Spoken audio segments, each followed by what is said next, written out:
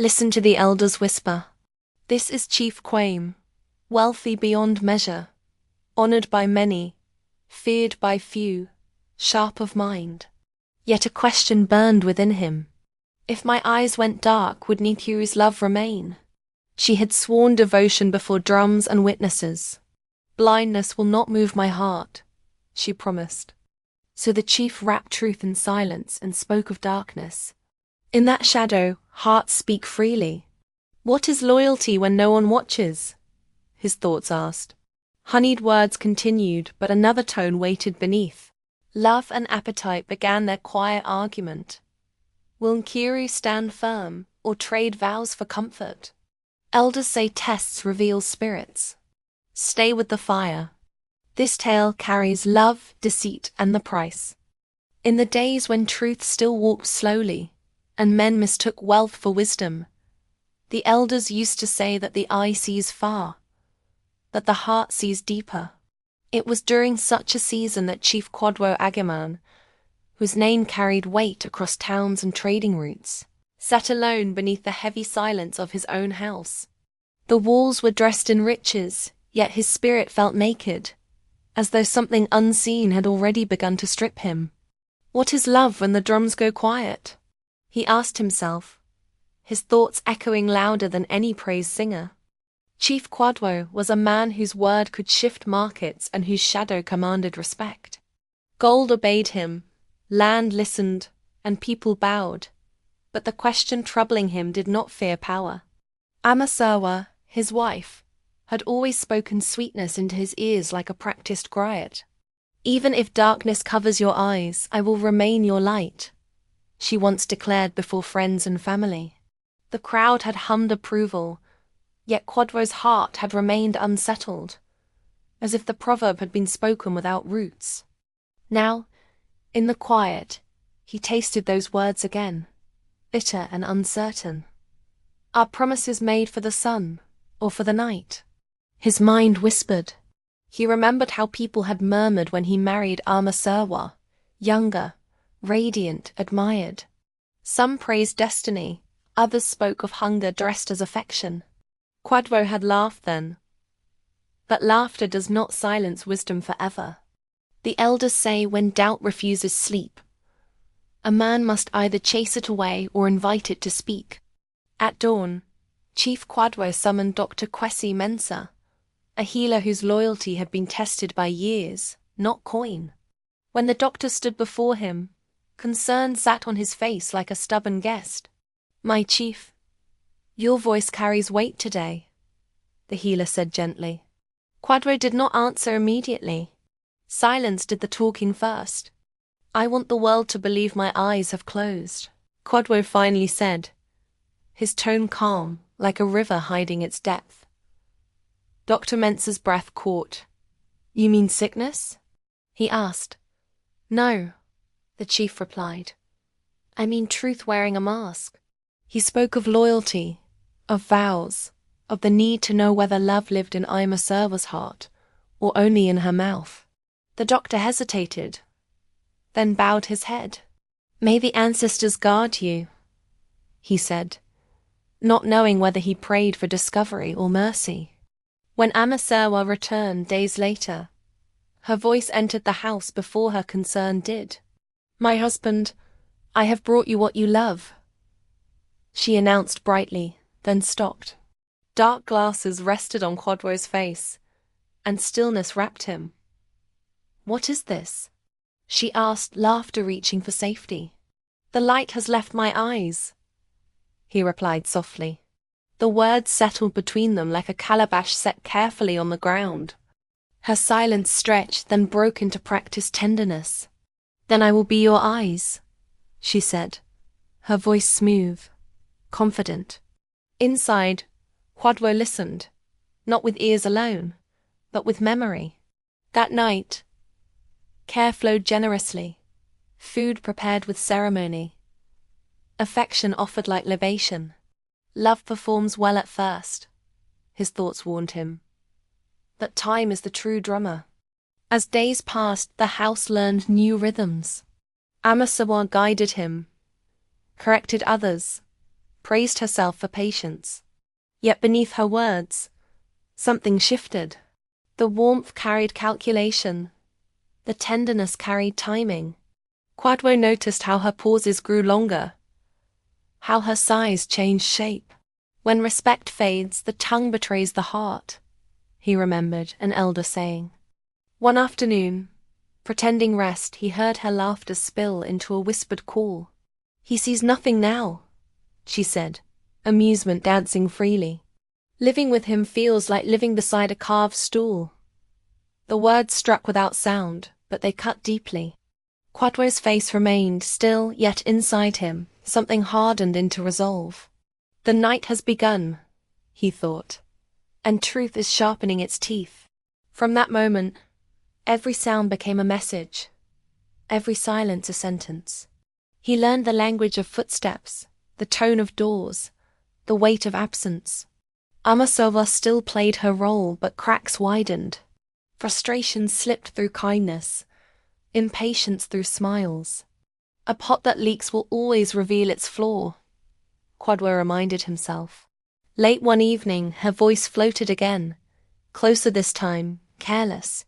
He is finished, she said, confidence replacing caution. A man without sight is a man without power. The chief's heart did not race. It sank. So this is how love speaks when it thinks no one listens, his thoughts replied. Yet he remained seated, quiet, allowing the lie to grow bold.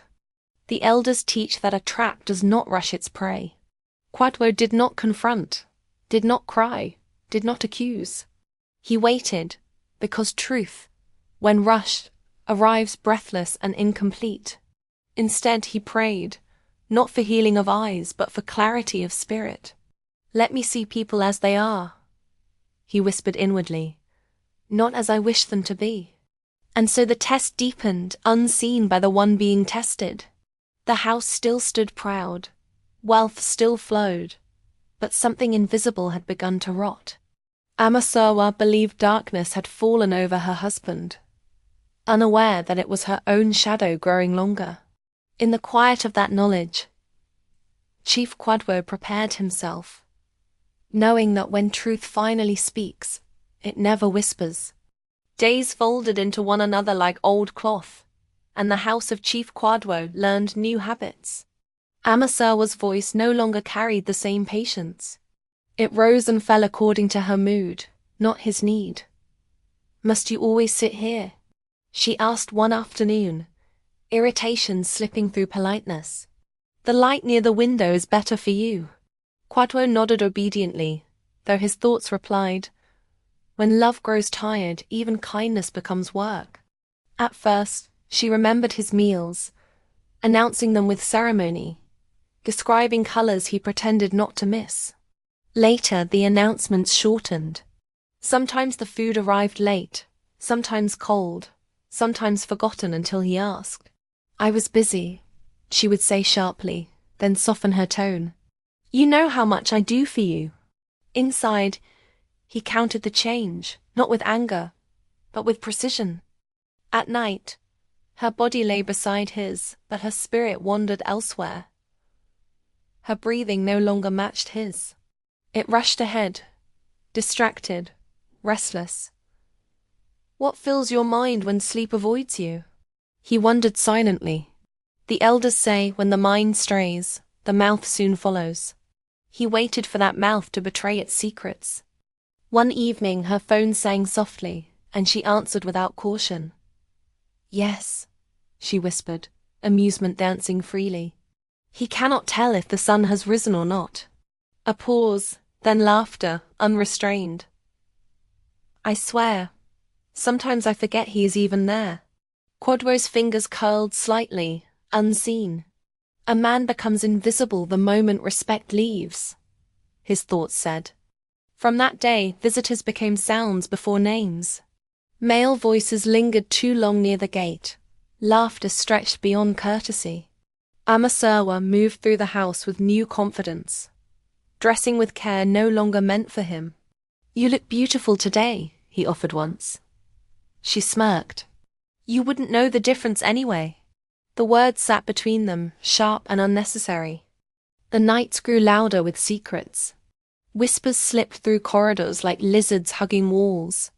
Once, he heard her say, "Don't worry. He hears nothing." Another time, "He is blind in every way." Each sentence added weight to his silence. Pride speaks loudly when it thinks itself safe, he reminded himself. One afternoon, while he sat still beneath the mango tree, pretending to trace raised dots on paper, Amasawa spoke freely with the housegirl. "I am tired," she complained. "I did not marry darkness." The girl murmured caution, but Amasawa laughed. "What can he do?" she scoffed. "He depends on me for everything."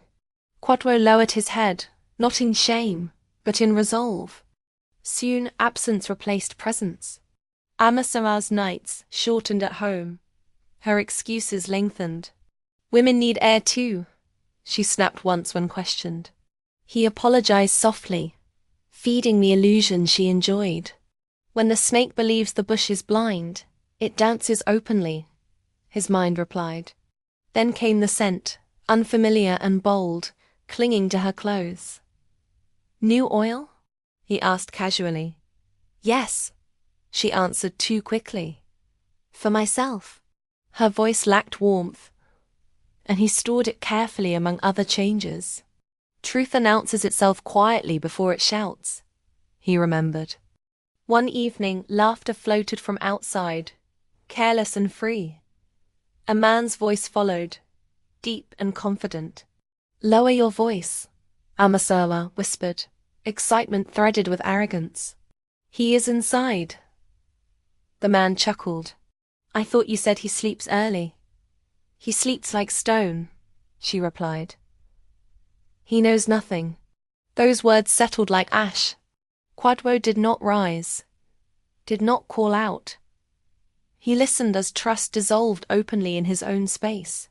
The house has become a marketplace, he thought bitterly, and I am treated as an abandoned stall. Days later, disrespect no longer hid. She spoke harshly, corrected him publicly, mocked his slowness. "Can't you hear?" she snapped once. "Or has that gone too?" The staff lowered their eyes. Kwadwo absorbed every word. "The tongue reveals the owner of the heart," echoed within him. That night, he questioned her gently. "Do you still believe love survives all seasons?" She laughed lightly. "Why wouldn't it?" He nodded. "Even when sight is gone." A pause, then amusement. "Especially then." Her answer felt hollow, rehearsed, unrooted. In the quiet after her laughter, Kwadwo understood fully. This was no mistake, no confusion. It was choice, repeated and confident. A lie repeated becomes a path, he thought, and she walks it without fear. Still, he waited, because the elders say punishment without proof breeds regret. He needed her truth exposed, not argued. So he listened more, spoke less, and watched without eyes. And Amasawa, believing the night belonged to her, stepped deeper into it, unaware that darkness does not protect those who disrespect light. The house no longer slept as one body. It breathed in separate rhythms. Kwadwo noticed how Amasawa's steps avoided him, how her greetings shortened into obligation. When she spoke, her words carried impatience, sharp as unripe cola. "You should rest more," she said one morning, not out of care but convenience. He thanked her softly, thinking, when concern disappears, advice becomes command. The staff had changed too. Their voices lowered around him, not out of respect, but caution. Some avoided his presence entirely. Others lingered with pity heavy in their eyes. Kwadwo felt it all, like harmattan dust settling on skin. When a man is declared weak, even children measure him differently, he reflected. Still, he held his silence like a shield. Amasawa's absences grew bolder. She no longer explained where she went, only announced her return. I had meetings, she would say, her tone dismissive. Once, when he asked which meetings, she laughed. Must I report my movements now? The question stung more than the answer. One evening, her voice floated from the courtyard, unguarded and bright. I told you, he is nothing now, she said confidently. A man replied, amused. And the house? Soon, she whispered. Everything will be mine to decide. Kwadwo felt the words settle deep. Greed does not whisper forever, his thoughts replied. It always demands a stage. Later that night, she returned smelling of confidence and unfamiliar warmth. She lay beside him without touching. Her phone glowed beneath the covers, and her smile lingered in private spaces. Sleep, she murmured when he shifted. You need it. He obeyed outwardly, while his mind sharpened inwardly. Days passed and neglect became routine. Meals came late or not at all.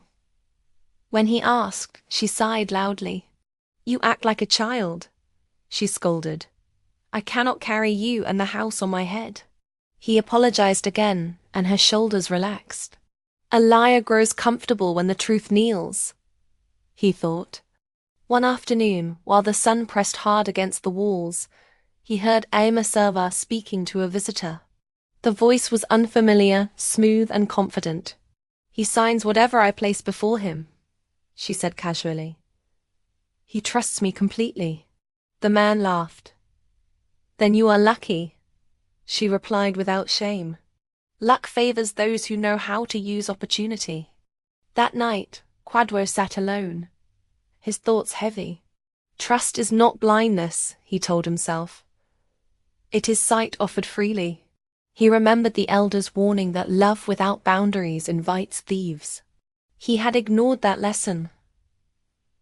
Believing vows were stronger than desire.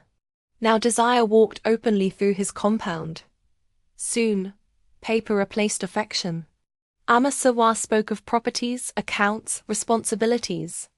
It is better if I handle these things, she suggested sweetly. Your condition makes it stressful. He nodded slowly. Bring them, he said calmly. Her excitement barely hid itself. She placed documents before him days later, guiding his hand patiently. Just here, she whispered. And here. He complied, his signature steady. You are doing well, she praised, kissing his forehead briefly. He smiled faintly, thinking, the goat praises the butcher's knife when it shines. That same night, her laughter returned to the phone. It is done, she said. He suspects nothing. A pause, then delight. Soon we leave. Kwadwo closed his eyes, not from pain, but clarity. The hunter now shows his footprints, he told himself. Her disrespect ripened quickly after that. She spoke freely in front of him, entertained guests without caution. Once a man sat in his presence and mocked him openly. Does he ever talk? The man asked. Ancestral laughed. Only to himself. Their laughter rang loud and careless. Kwadwo remained still, absorbing every word. Mockery is the drumbeat of downfall, echoed in his mind. He did not confront them. Not yet. The elders say the trap must be invisible, or the prey grows wise. One morning, the house girl approached him nervously. Ogre, she whispered. Madam plans to travel. He nodded slowly. Thank you. Her eyes held fear, not loyalty. Fear teaches faster than love, he noted quietly. That evening, Ancestral announced her departure casually. I will be away for some days, she said. Do not worry. He smiled gently. Travel well. Her surprise flickered briefly before satisfaction replaced it. That night, he heard voices again. Closer, careless. A man's laughter echoed through the corridor. He won't hear us, Ancestral assured. He exists only in this room. Kwadwo listened, heart steady. When someone erases you, they prepare to take your place, he reflected. Alone in the darkness, he reached a decision. Silence had taught him enough. Truth does not rush, he reminded himself. But when it arrives, it stands firm. He would let her dig deeper, gather more rope for herself, because the fall of the arrogant must be undeniable. As dawn crept in, Kwadwo sat upright, composed. The house was no longer his refuge. It was a courtroom waiting to convene. And Ancestral, unaware, continued building her case against herself, word by careless word. The compound learned new visitors by their laughter before their footsteps. Kwadwo noticed how Ancestral voice changed when strangers arrived, rising with excitement, smoothing itself into flirtation. "Sit there," she once instructed him curtly, positioning him away from the gathering. He obeyed, listening as greetings turned to jokes and jokes to familiarity. When the host forgets the guest of honor, the feast has lost its meaning, he thought. One afternoon, a young man's voice lingered longer than courtesy allowed. "Madam, you look radiant today," the voice said boldly. Ancestral laughed without restraint. "Careful," she replied playfully. "Someone is listening." The man scoffed. "Listening to what?"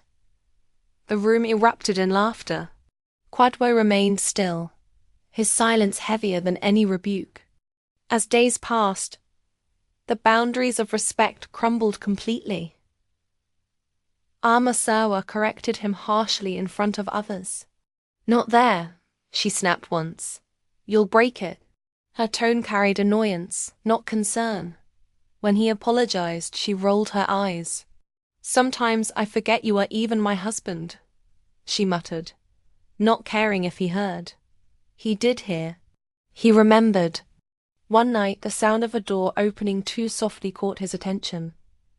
Footsteps followed, unfamiliar and confident. Ancestral whispered urgently. "Be quiet," a man replied, amused. "Relax, he's blind." The word struck him like cold rain. Blindness is not ignorance, he reminded himself silently. It is only darkness mistaken for weakness. They lingered nearby, voices low but careless. "You promised soon," the man said. Ancestral sighed. "Everything takes time." A pause followed. "Once the papers are settled, I'll be free." Kwadwo's jaw tightened. "Freedom built on deceit collapses," echoed in his mind. The next morning, Ancestral approached him with forced tenderness. "You have been quiet," she observed. "Are you well?" He nodded gently.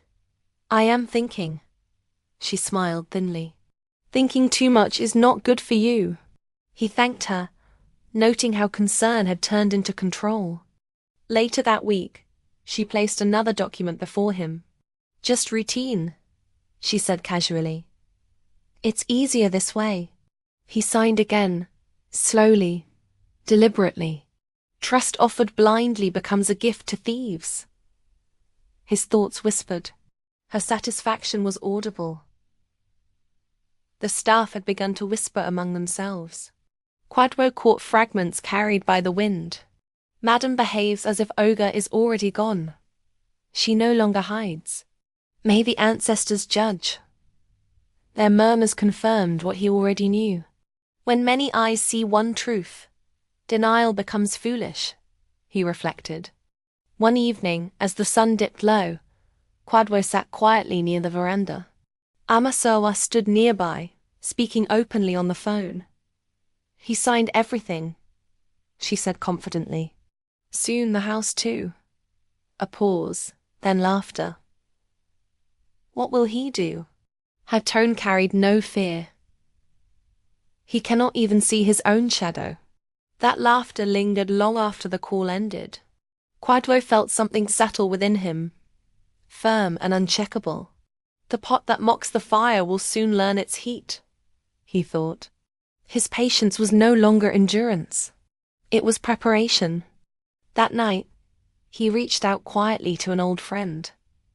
one bound by loyalty older than marriage. Their conversation was brief, coded, deliberate. "I am ready," Kwadwo said softly. The reply came steady and sure. "Then the truth will soon speak." Amasawa grew bolder still. She entertained openly, laughed loudly, dismissed him entirely. Once, she said to a visitor, "He lives in another world now." The visitor chuckled. Kwadwo absorbed it all. Mockery is the last song before the fall. He reminded himself. The house transformed into a place of performance.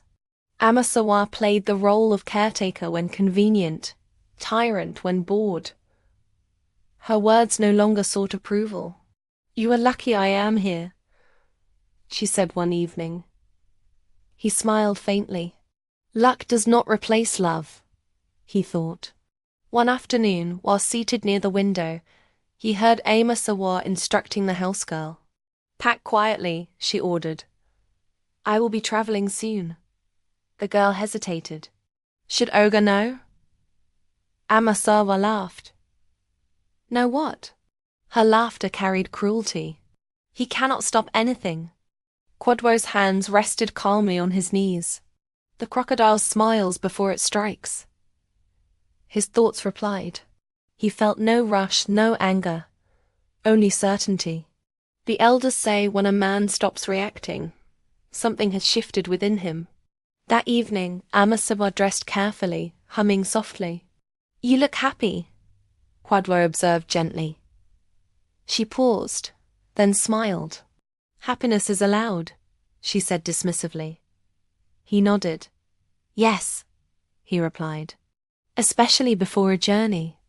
Later that night, he heard unfamiliar footsteps again. Closer than before. A man's voice whispered, eager. "Are you sure?" Amasawa answered without hesitation. "He is nothing now." Silence followed, heavy and intimate. Kwadwo's breathing remained steady. In that stillness, he knew the moment had arrived. When the masquerade dances too freely, the mask will slip, he reminded himself. He would wait no longer for proof. It surrounded him. The house itself had become a witness. As the night deepened, Kwadwo sat upright, composed.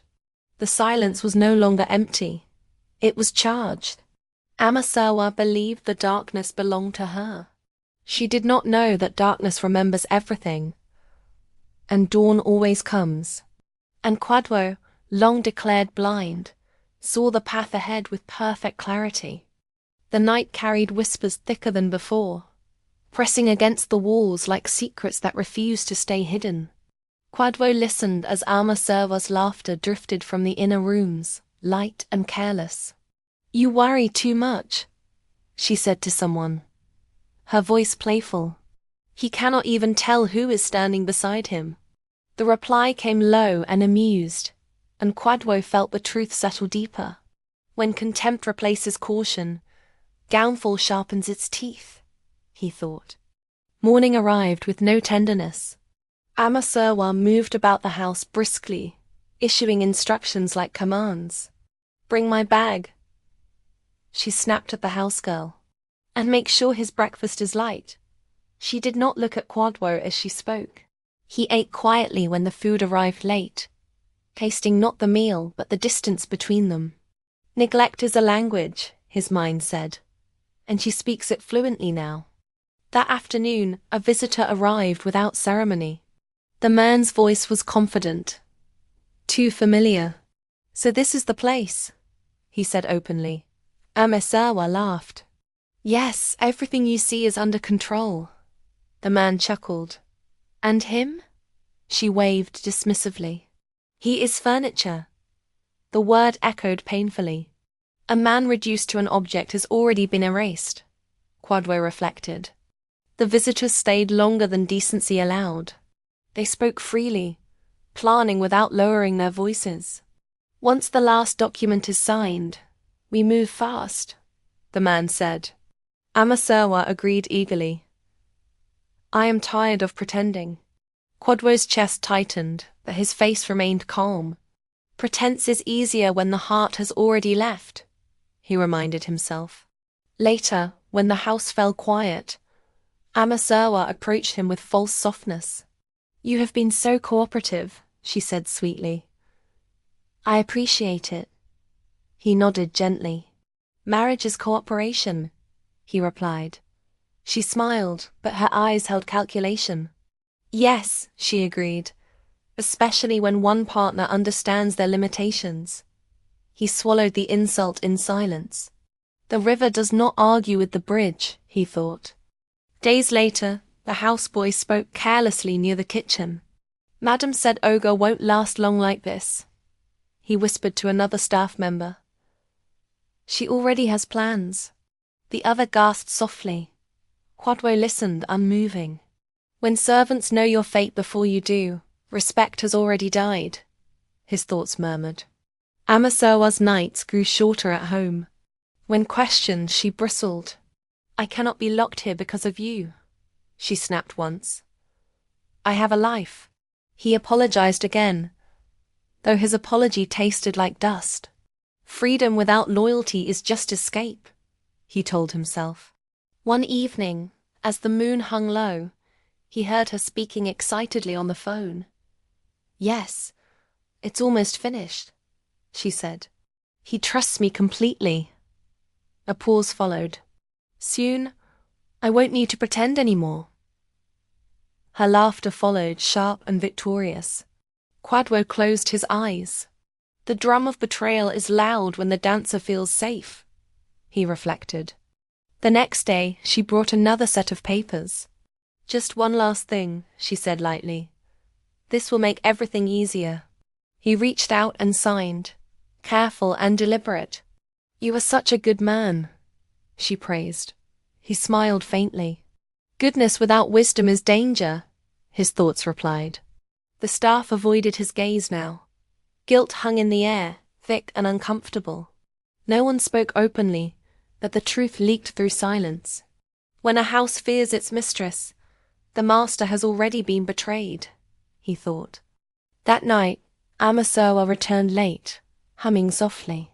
She smelled of unfamiliar confidence and desire. You are still awake? She asked casually. Sleep avoids me, he answered. She shrugged. You should try harder. The cruelty was effortless now. Later, he heard her whispering again, closer than before. A man laughed quietly. You're bold, he said. Amasawa replied without shame. Why shouldn't I be? He is already gone. Kwadwo felt a sharp clarity cut through his sorrow. When someone declares you gone, they prepare to replace you, he thought. The following morning he summoned his strength and his patience together. His voice, when he spoke to her, was calm. Do you still remember your vows? He asked. She laughed lightly. Why this question? He nodded slowly. Just thinking. She waved him off. Thinking is your problem. Her disrespect no longer hid behind pretense. She mocked his movements, corrected his speech, dismissed his presence. You slow everything down, she complained openly. Sometimes I forget you are here. Each word struck, but he remained composed. The stone does not shout when struck, he reminded himself. That evening, a stranger's voice echoed again within the house, bold and unafraid. He won't notice, Amasawa assured. He notices nothing. Kwadwo felt the weight of the moment. The lie has grown fat, he thought. It is time to starve it. Alone in the quiet that followed, he breathed deeply. His silence had gathered enough truth, enough proof. When the yam is fully grown, it breaks the soil, he reflected. The path ahead was clear now, firm beneath his feet. Amasawa believed she had won. She moved through the house with careless triumph, unaware that every step had been counted. The darkness she trusted so completely had recorded her every word, every laugh, every betrayal. And Kwadwo, long dismissed as blind, waited calmly. Because the elders say the longest night is always closest to dawn. Silence became his closest companion, and in that silence, clarity settled like dew. Amasawa spoke freely now, careless with her words, certain of her advantage. "Everything is already arranged," she said one evening, her tone light. "Soon, this house will breathe properly again." The unseen listener within him noted every syllable. "When arrogance sings, truth sharpens its ears," his thoughts answered. The man returned again, his voice bold, unguarded. "You've done well," he praised her. "Soon, there will be no obstacles." Amasawa responded with pride. "I carried the burden long enough." A pause followed, then softer words. "He trusts me too much." The sentence landed heavy in Kwadwo's chest. Trust misplaced becomes a weapon, he reflected. Later, she approached him with practiced gentleness. "You seem quieter these days," she said. "Are you unwell?" He smiled faintly. "The quiet listens better," he replied. She frowned briefly, then dismissed the comment. "Rest more," she advised, already distracted. Her concern was hollow, and both of them knew it. The elders say greed makes a person careless, and Amasawa proved this truth daily. She began to argue loudly on the phone, unconcerned about who might hear. "I deserve more," she complained. "I sacrificed enough."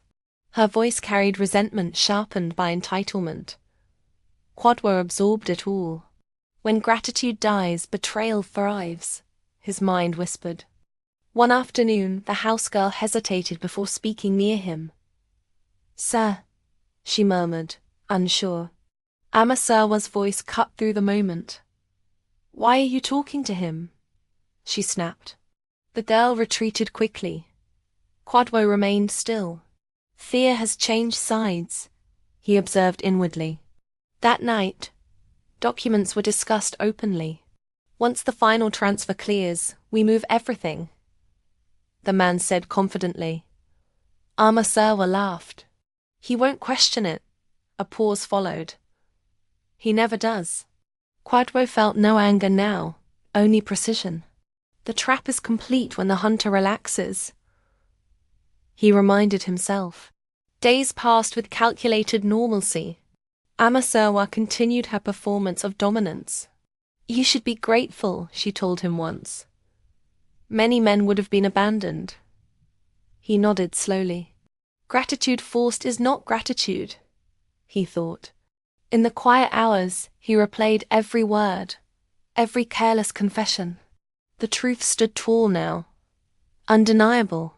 Wisdom does not rush, he reminded himself. It waits until the story exposes itself. Amasawa mistook his patience for weakness. She planned openly, laughed freely, and dismissed him entirely. "Soon, none of this will concern you," she said one morning. He replied calmly, "Everything concerns its owner," she scoffed. Not for long. The house felt different now, heavy with anticipation. Even the walls seemed to listen.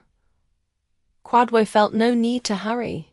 The drumbeat of justice sounds slow, he reflected, but it never misses its rhythm.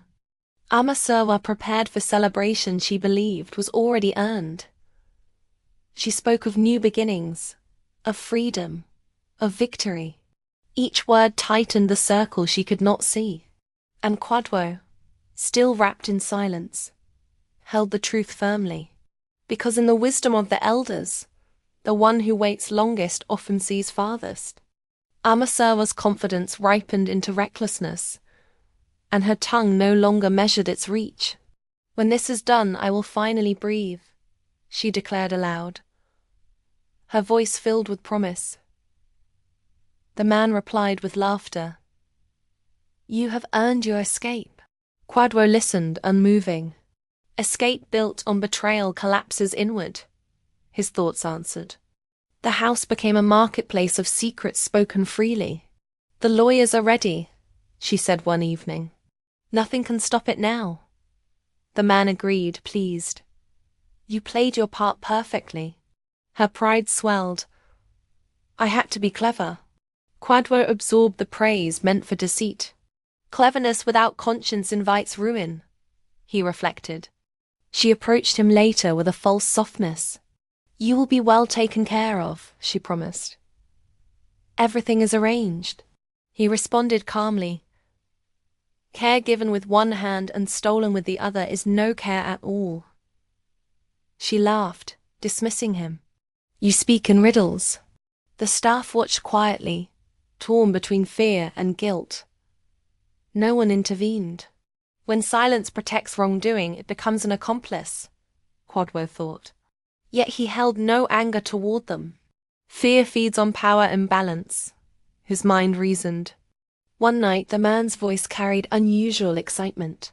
Soon you will be free, he said. Amasawa replied eagerly.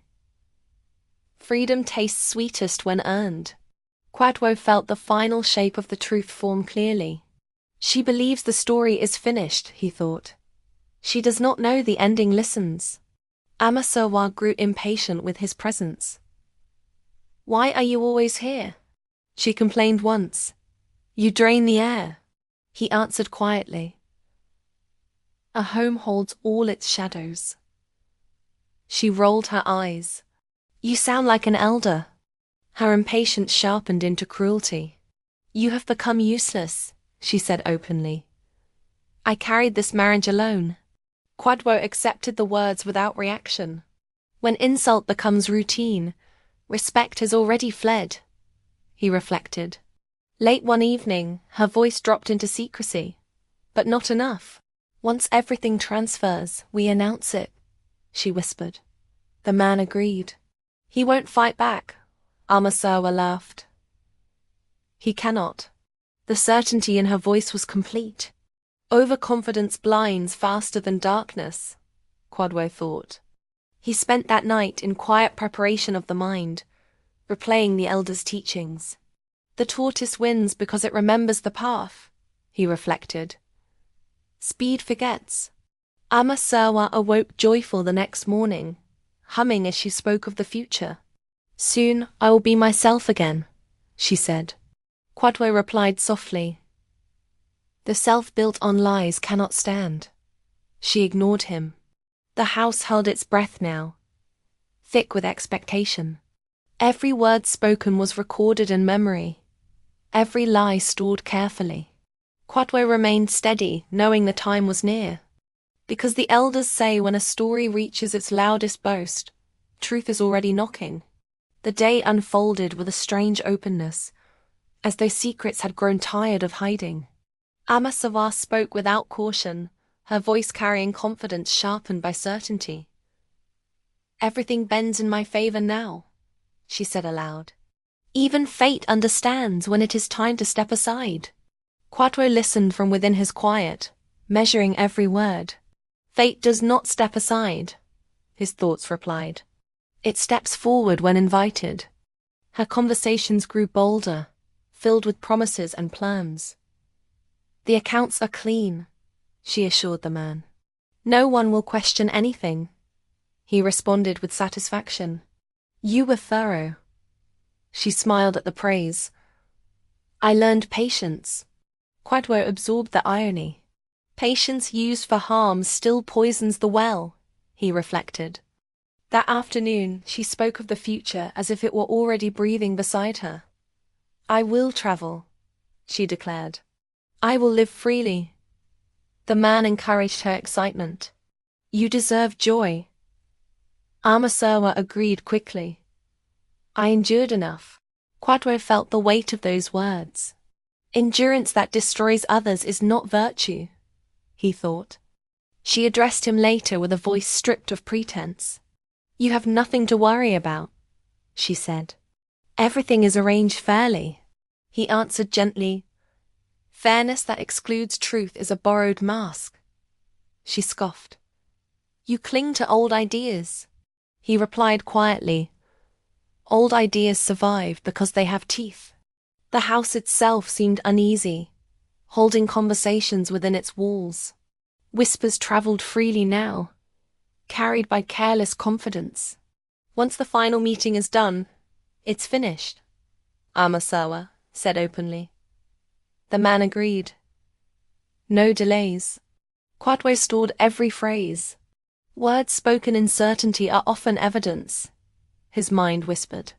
She laughed often, louder than before, celebrating victories not yet sealed. I outplayed everyone, she boasted one evening. Even wisdom. Kwadwo felt a calm certainty rise. Wisdom waits for the boast, he reflected. Then it answers. Her tone toward him sharpened further. You should be grateful I kept you this long, she said once. Many would have discarded you, he responded softly. Discarding truth does not make it disappear. She rolled her eyes. You still don't understand. At night, her voice carried ambition unguarded. Soon, my name will stand alone, she told the man. He replied with approval. Power suits you, she agreed eagerly. I was meant for more. Kwadwo listened carefully. Those who believe they deserve more often take it from others. His thoughts replied. The staff moved quietly, burdened by knowledge they did not choose. No one spoke directly, but glances lingered. When a house shares one secret, silence becomes heavy, Kwadwo reflected. He held no bitterness toward them. Fear is also a teacher, he reminded himself. Amasawa's certainty deepened into contempt. You are already forgotten, she said to him without hesitation. Soon, even your name will fade. He nodded slowly. Names fade, he replied. Truth does not, she laughed. You speak like a ghost. Her plans unfolded verbally, unrestrained. The announcement will be simple, she said confidently. No drama. The man agreed. Clean endings are best. Kwadwo heard the finality in their voices. Clean endings only exist in stories, he thought. Life demands reckoning. The elders say pride makes the tongue careless, and Amasawa proved this daily. She repeated her intentions freely, convinced of her safety. He suspects nothing, she assured. He trusts me completely. The man replied. Trust is expensive. She smiled. I paid nothing for it. Kwadwo felt the truth harden. Unpaid debts demand interest, he reflected. One evening she spoke to him with a tone of closure. Soon things will change, she said. Prepare yourself. He answered calmly. Change reveals what was hidden. She frowned. You always speak like that. Her excitement grew uncontrollable. I feel reborn, she declared aloud. I can finally breathe. Kwadwo felt no anger now, only resolve. Rebirth without truth is illusion. His thoughts replied. The house grew quiet afterward, filled with expectation. Every word spoken had found its place. Every lie had stacked neatly beside another. Kwadwo felt the story tightening, approaching its moment. Amasawa believed the ground beneath her was firm. She spoke of tomorrow with certainty, of freedom with pride. She did not know the soil was listening. And Kwadwo, patient and unseen, held his silence like a sharpened blade. Because the elders say when confidence sings the loudest, consequence is already seated nearby, waiting for its turn to speak.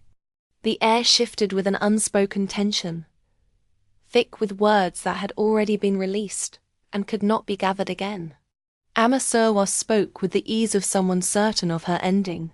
Tomorrow seals everything, she said, her voice bright. After that, nothing from this place will follow me. Kwadwo listened, steady. What follows us is not what we pack, his thoughts replied. It is what we plant. Her confidence spilled into every conversation. I planned carefully, she told the man. No loose ends. He responded with approval. You were patient, She smiled proudly. Patience wins wars. Kwadwo absorbed the phrase. Wars won without honor still leave graves, he reflected. She addressed the house openly now, her tone commanding. Things will change soon, she announced. Everyone should prepare. No one questioned her. Silence answered instead. When fear nods its head, injustice walks freely, Kwadwo thought. Later, she spoke to him with finality.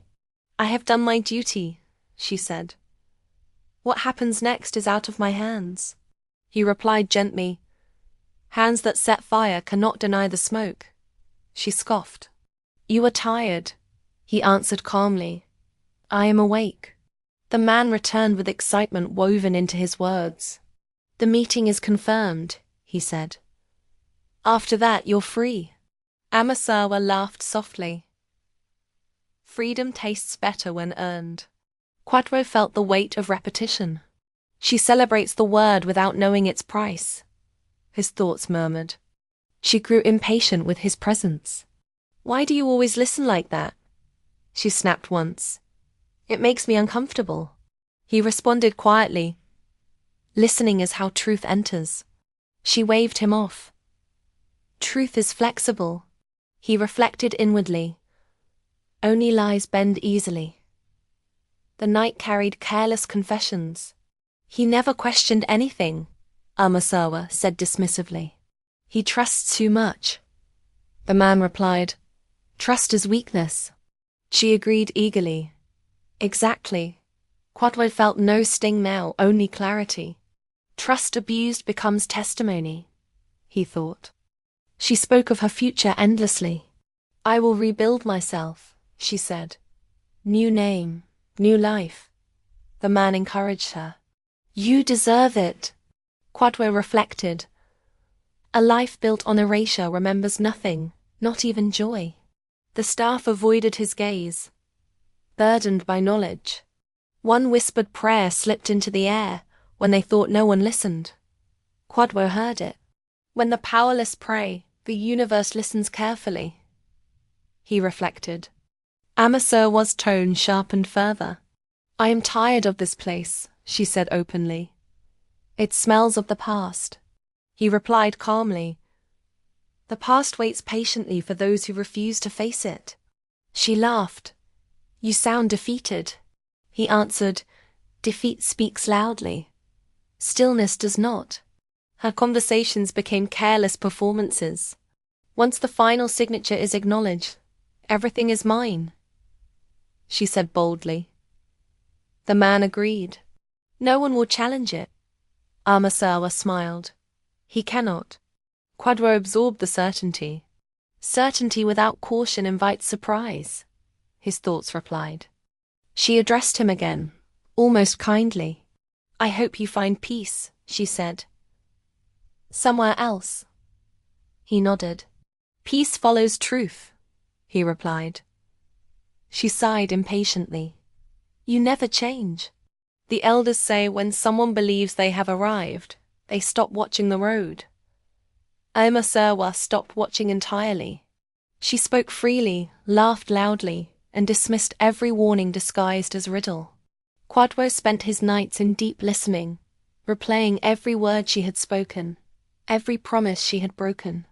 The story has revealed itself fully, he reflected. Nothing more is hidden. The house itself seemed to lean inward, holding the weight of what was coming. Even the walls felt heavy with memory. Places remember, Kwadwo thought. Even when people forget. Amasawa prepared for her final step with excitement. Tomorrow changes everything, she said repeatedly. The man echoed her confidence. Nothing can stop it now. Kwadwo felt calm settle deeply within him. When someone says nothing can stop it, he reflected, they have already stopped seeing.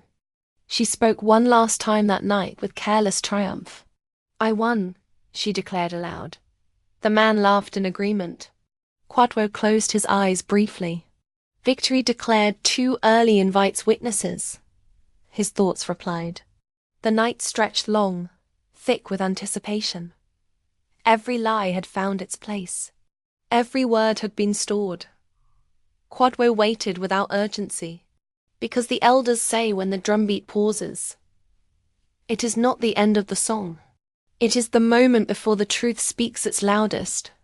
The morning arrived heavy with certainty, and Amasawa's voice carried triumph without restraint. "Today ends everything," she said calmly. "At last I am free."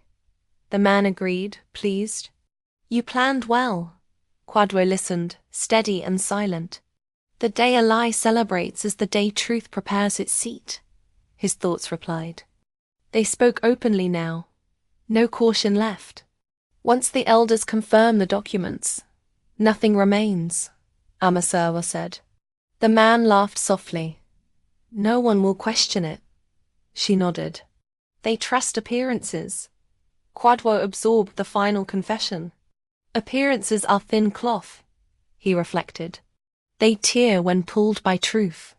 When the elders arrived, their voices carried weight and age. Greetings were exchanged, respectful and warm. Amasawa spoke confidently, explaining arrangements with practiced ease. "Everything is clear," she assured. The man supported her claims smoothly. Silence followed. Kwadwo waited.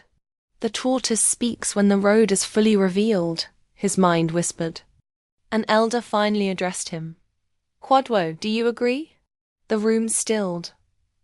Amasawa smiled faintly, already victorious. He raised his head calmly. "I agree that truth must speak," he said gently. A murmur followed. Amasawa frowned. "What does that mean?" she asked sharply. Kwadwo spoke without haste. He repeated her words exactly as she had spoken them. Her plans, her boasts, her confessions, her laughter. Each sentence landed clearly, unchanged. The room grew quiet. The man stiffened. Amasawa's confidence cracked. "You twist words," she snapped. Kwadwo replied calmly, "Words spoken freely do not twist themselves." The elders exchanged glances heavy with understanding. One spoke slowly. "Did you say these things?" Amasawa hesitated. "He misunderstood," she said weakly. Kwadwo continued, repeating more, each phrase precise. The air tightened. When memory speaks clearly, denial grows thin. He reflected. The man attempted to intervene. "This is irrelevant," he argued. An elder responded firmly. "Intent matters." Amasawa's voice rose. "You were blind," she shouted at Kwadwo. He answered gently, "Blindness is not the absence of sight. It is the refusal to see." Her composure collapsed. "You deceived me," she accused. Kwadwo replied softly, "I listened." The elders nodded slowly. One spoke with finality. "Listening reveals truth." Amasawa fell silent. The documents were reconsidered carefully. Questions followed, sharp and thorough. The man's confidence drained. "You said nothing," Amasawa whispered bitterly to Kwadwo. He replied calmly, "Silence keeps records." The elders concluded without haste. "Deception breaks trust," one declared, "and trust anchors agreements." Amasawa's plans unraveled quietly. No shouting followed, only clarity. When the net is lifted, the fish sees the sky. Kwadwo reflected. The man withdrew, stripped of certainty. Amasawa stood still, her voice gone. The elders departed with measured dignity. The house felt lighter, as though a weight had been named and removed. Later, Amasawa spoke, her voice small. "You planned this." Kwadwo answered gently, "I waited." She shook her head. "You ruined everything." He replied calmly, "Everything built on lies ruins itself." She tried anger, then sorrow. "I deserved more," she whispered. Kwadwo reflected inwardly. Deserving is proven by conduct, not desire. He spoke aloud. You chose your path. Silence settled between them, no longer heavy, only clear. The house breathed differently now. The staff moved freely, relief visible in their quiet glances. Truth rearranges even walls, Kwadwo thought. Amasawa spoke one final time. I misjudged you. He replied softly, You judged what you wanted to see. She turned away without words. Kwadwo remained where he was, calm and complete. Patience is not weakness, he reflected. It is preparation. The elders say the one who listens longest hears the ending before it arrives. Kwadwo had heard it clearly. And so the story closed, not with noise, but with understanding. Because truth does not shout. It stands. So hear this, children of the fire. Loyalty is not proved when the calabash is full, but when hunger knocks. Love that fears the night was never strong in daylight. Open your inner eyes, even if the truth bites like pepper. For only those who endure darkness deserve the morning. Carry this lesson with you.